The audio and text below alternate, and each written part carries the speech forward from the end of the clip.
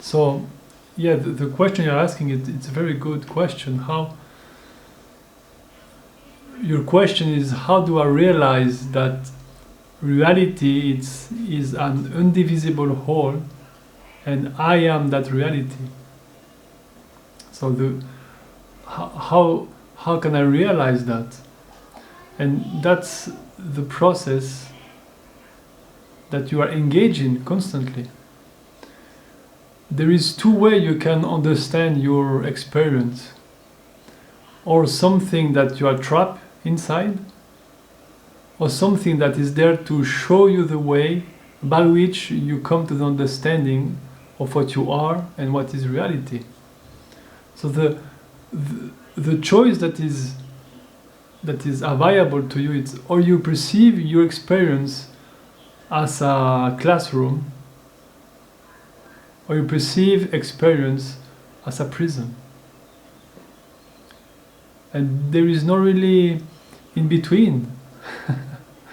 either everything that is happening is supporting you to realize what you are.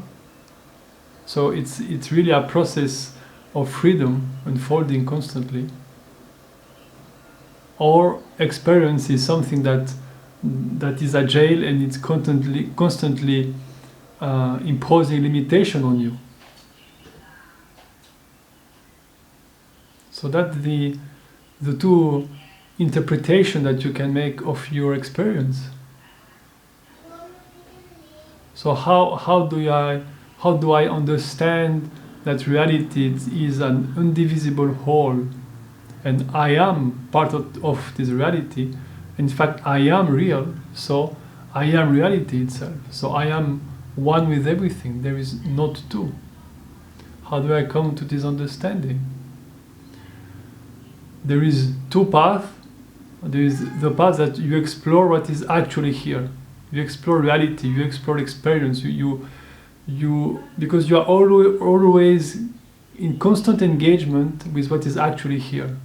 So you just tune to it and you explore it. And the other direction, which is the same, because reality is one. So you are simply exploring the same coin in two different sides, that's all. And the other is the I. Who is the I that is exploring? Who is the I that feels trapped? Who is the I that believes that there is a process to understand? Who is the I that reaches some understanding? Who is the I that is bound? Who is the I that becomes free? What is the nature of the I? And they are both the same exploration, in the sense that you can only explore your experience right now. So the only thing that you're exploring constantly is your own experience, because there is nothing else that you can explore. But then you can explore from seemingly different perspective. Just like if you want to explore what is water can be liquid, can be solid, or it can be a gas. But each stage of water is water. So it's just different way that you approach the same thing. So you are always engaged with experience, you are always engaged with reality, and that's what you explore. And the one that I often propose is the one that you explore what is here. So you explore thoughts, you explore perception, you explore sensation. Basically, you explore the way that experience is unfolding. And by exploring that, you start to discover the nature of reality. And then normally, just suddenly you will see, because reality is that way, I must be of the same nature. Yeah. The other way, it's more direct, that you explore who is the I that is thinking, who is the I that is perceiving, who is the I that is sensing. The difficulty by exploring the I directly in that way is that when you say I, there is often two things that are overlapping, and it's the difficulty is to be able to make a differentiation. The I that you are, your being, your presence, is constant and always the same. It was never born, and it will never die. The way that you feel present right now is the same way you feel present since forever. What changed constantly is experience change constantly. Thought, perception, sensation constantly change. Yeah, of course, the body that I'm feeling right now is not the same body than I felt 30 years ago, probably. But the sense of presence is the same. The being is the same. I never change. So there is this, what some call aware consciousness or pure consciousness, this thing that is aware of everything constantly and that never change. That's what you are. That's what we are. There is only one awareness, there is only one consciousness, there is only one reality. And then the difficulty, that is the higher self, that is the only self there is. The only I, when you say I, when I say I, is the same I that is saying that. Whatever come after this, that's the phenomena. That's the overlay of experience. And that's where the confusion often starts. Because the overlay come a concept of self. That, oh, I am the body, or I am the perceiver, or I am the personality. And it comes with this sense of I am the one thinking, I am the one perceiving, I am the one sensing. So of course it's only you, pure awareness. The only being there is, of course it's you. But it's not you as a concept. It's not you as a name, as an identity, as an individual, as a body, as a brain, as a mind, as a whatever. But often this concept of I kind of is hiding. It's an overlay upon the higher self. Just like if you are on a mountain with a lot of snow, everything is white.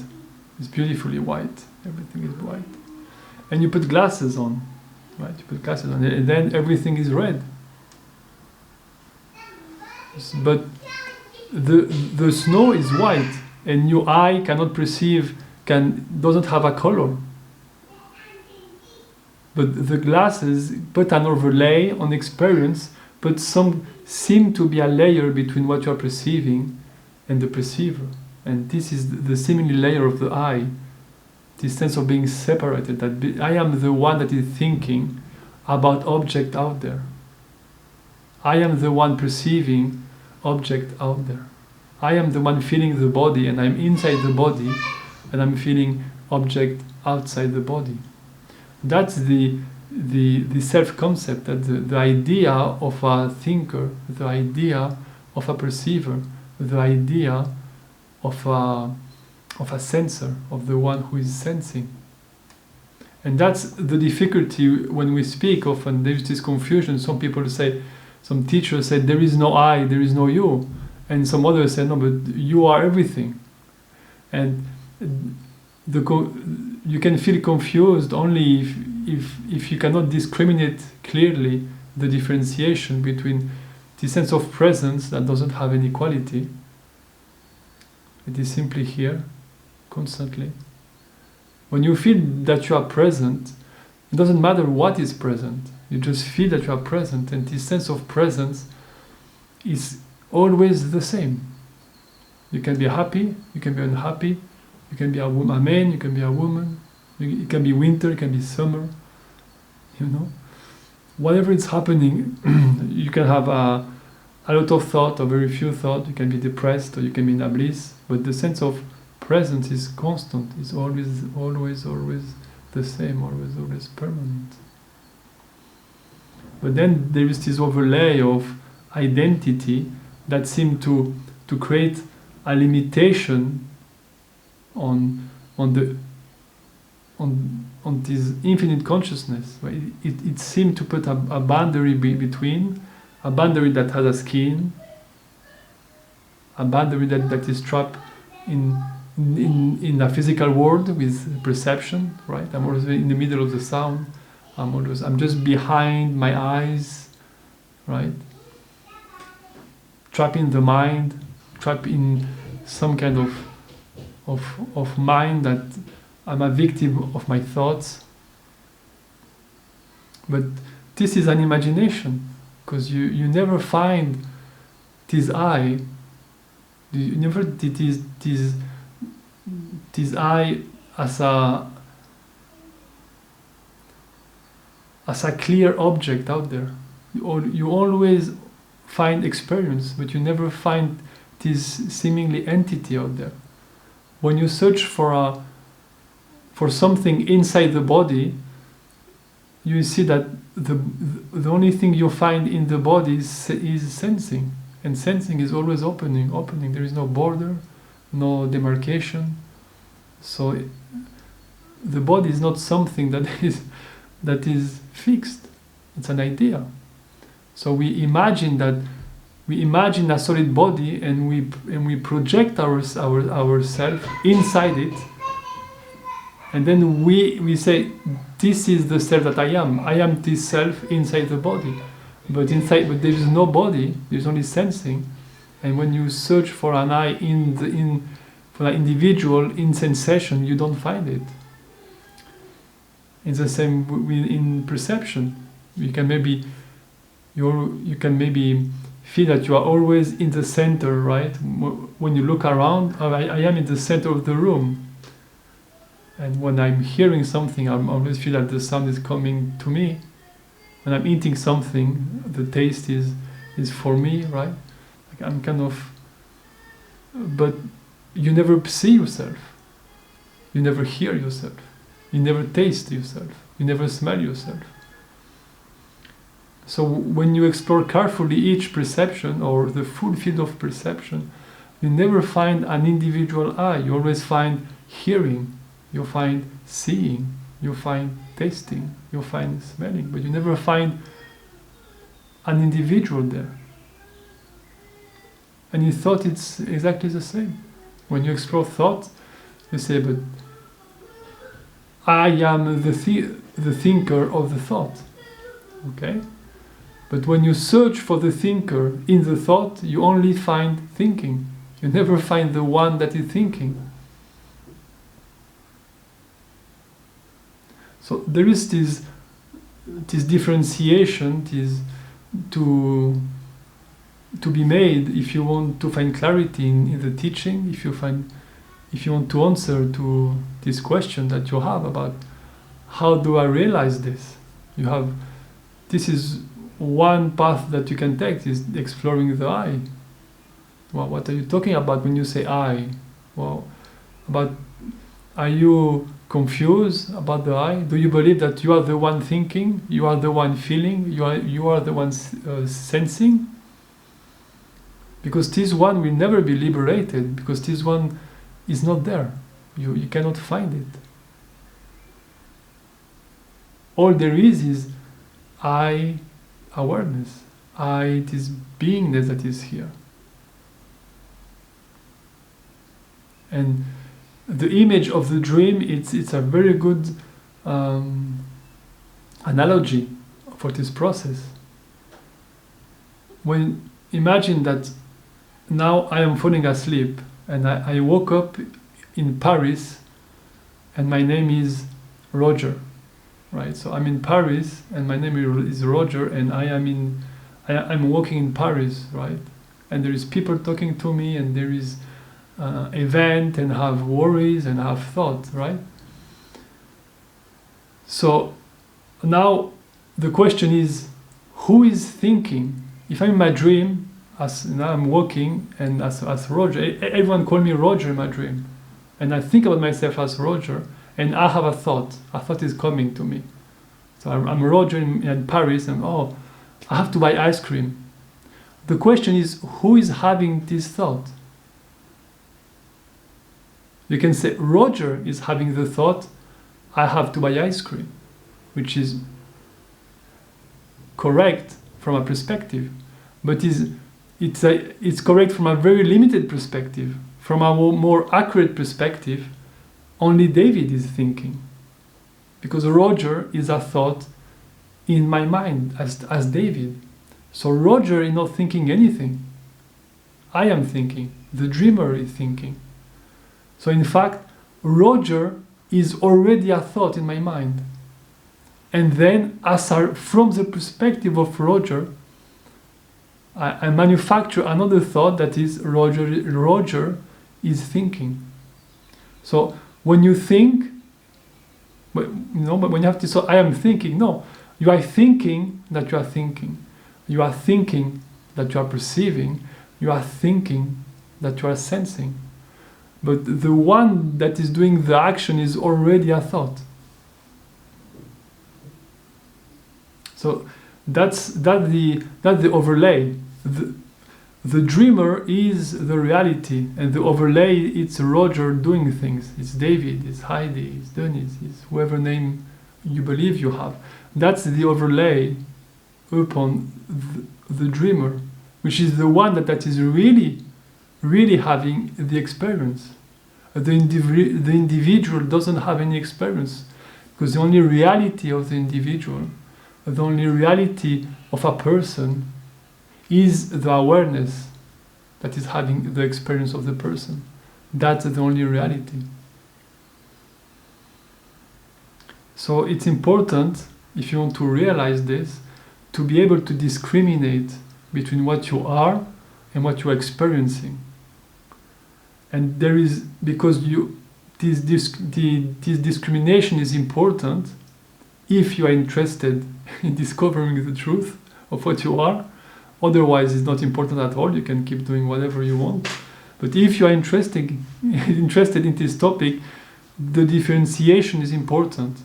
So there is two ways you can go. You can explore experience. And if you explore experience, you will see that if you explore Roger, the reality of the dream, of the people, of the situation, you will see that this is a dream, and you will find that you are the dreamer. If you explore the I, who is Roger, you will find the dreamer, and this is only a dream. So in both cases, whatever path you are exploring the same thing, which is there is an experience, which is the dream, and there is one dreamer, which is awareness. And whatever thing you are exploring, you are only exploring yourself constantly.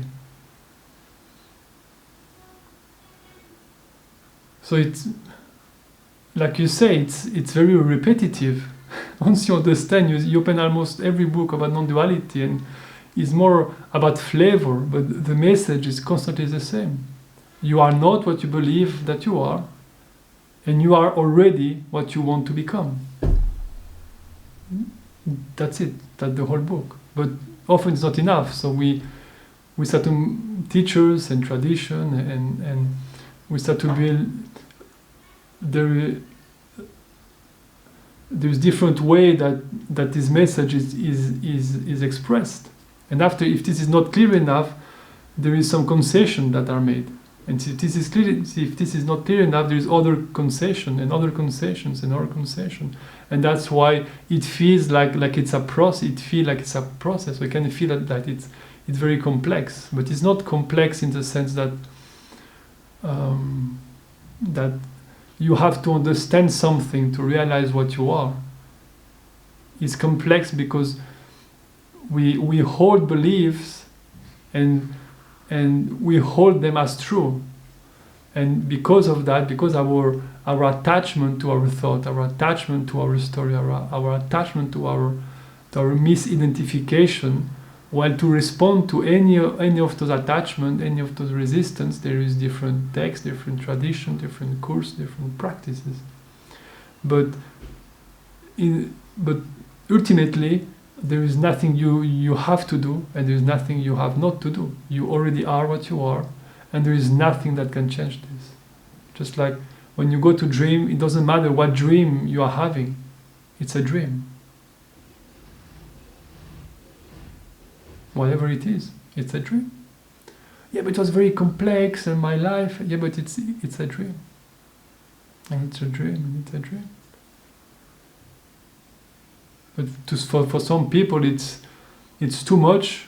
So they say they are worried about things in their dream and or in their personal life. So because the worry is too much, they cannot focus on anything else. So as a conversation, you okay. So if your house is on fire and you feel that it's important to to do something about that, well, I will support you, right? I will show you where is water. There's nothing wrong with that.